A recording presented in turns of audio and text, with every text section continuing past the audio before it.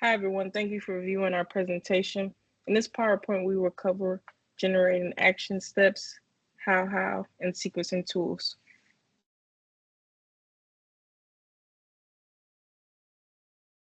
Our presenters will be Leah Camp, Shannon Hennessy, and Joshua Johnson.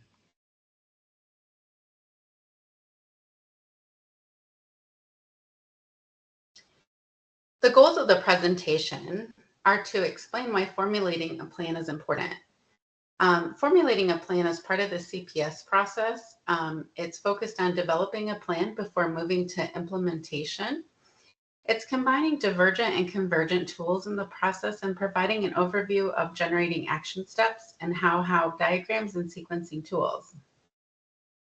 The thinking and effective skills necessary for formulating a plan. The thinking skill is tactical thinking, and the effective skill is tolerance for risk. Tactical thinking is devising a plan in specific and measurable steps for attaining a desired end and monitoring its effectiveness. Tolerance for risks is not allowing yourself to be shaken or unnerved by the possibility of failure or setbacks. And that is coming from our textbook, page 222.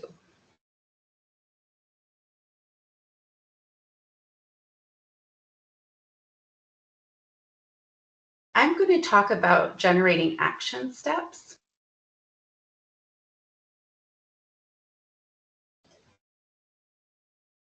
So action steps are defined as concrete, observable activities undertaken by individuals and groups that lead to a desired outcome.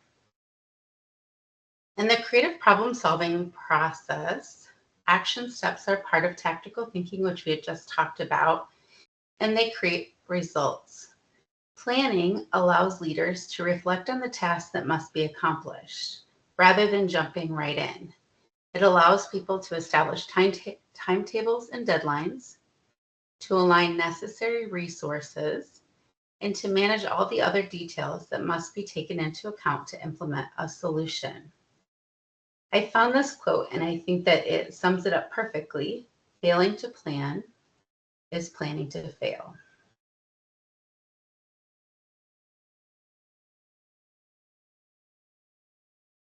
Here's an activity that was taken from a CPS handbook that is linked in our reference section.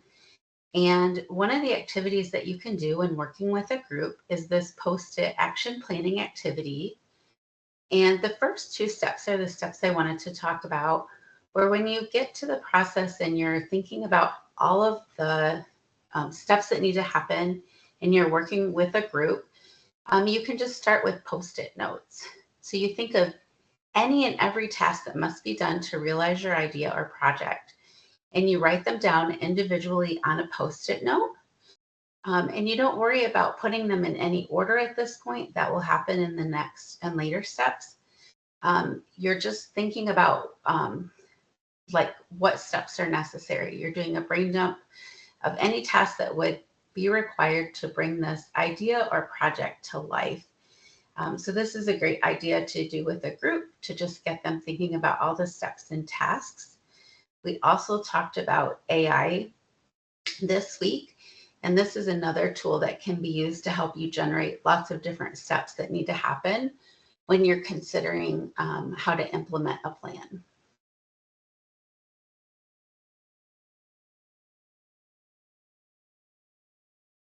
How? What is how? How is another divergent tool for formulating a plan. The purpose of this tool is to create action steps and use those action steps to reach an end goal. It's intended to generate ideas and provide direction. How is it used? The first step includes identifying the solution, idea, or goal that you wish to accomplish. Then ask yourself how and record those responses. How can I achieve this goal? How can I make this happen? Once you have your responses, the next step would be to ask the question all over again. How can we accomplish this particular step? How can we make this happen? You follow this process until you reach a conclusion.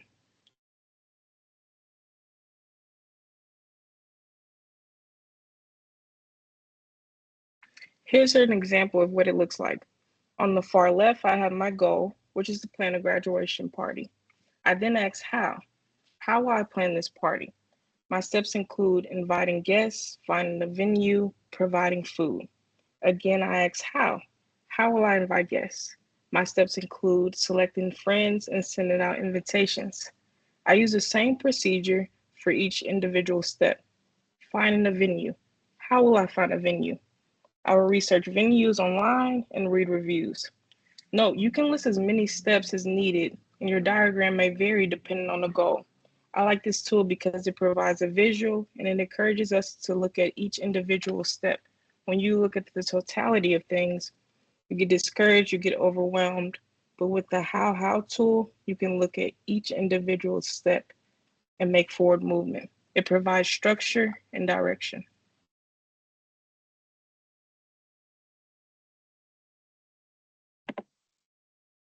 Next up, I'll discuss some sequencing tools.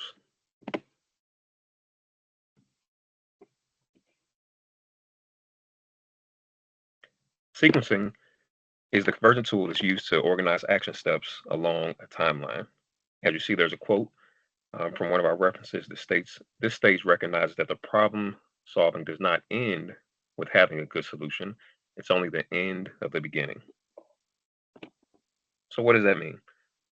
In order to use sequencing, you need to follow the steps that are outlined on the slide. First, you want to confirm the solution.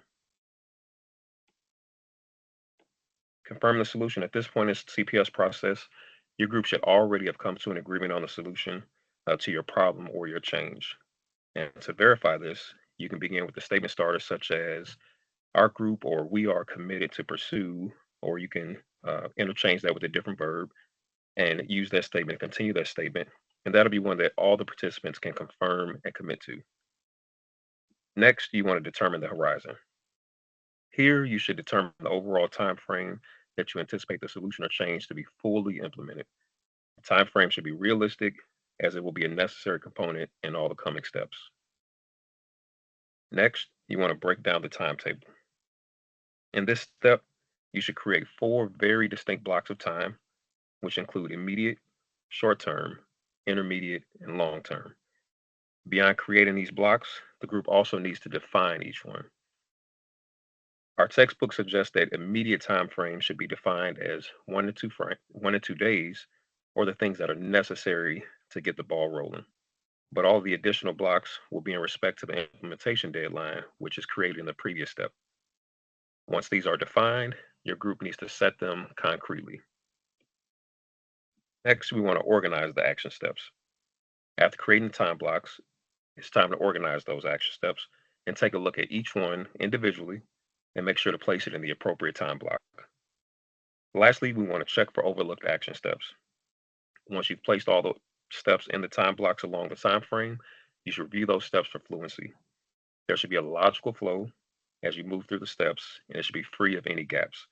If your group finds that there are gaps in either of those, make sure to review and make the necessary adjustments before moving forward.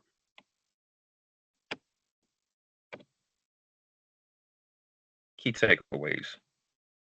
Formulating a plan is the concrete, what do I actually need to do to make this step happen? It's broken down into divergent steps and convergent steps.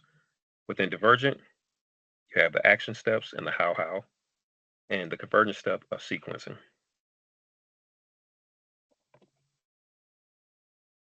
Now that we've reviewed the key takeaways, our group invites you to consider the following discussion question. Whether we are aware of it or not, we utilize sequencing not only in our professional life, but also our everyday life. Describe a time in which you have used sequencing. Did you use a formal or informal process?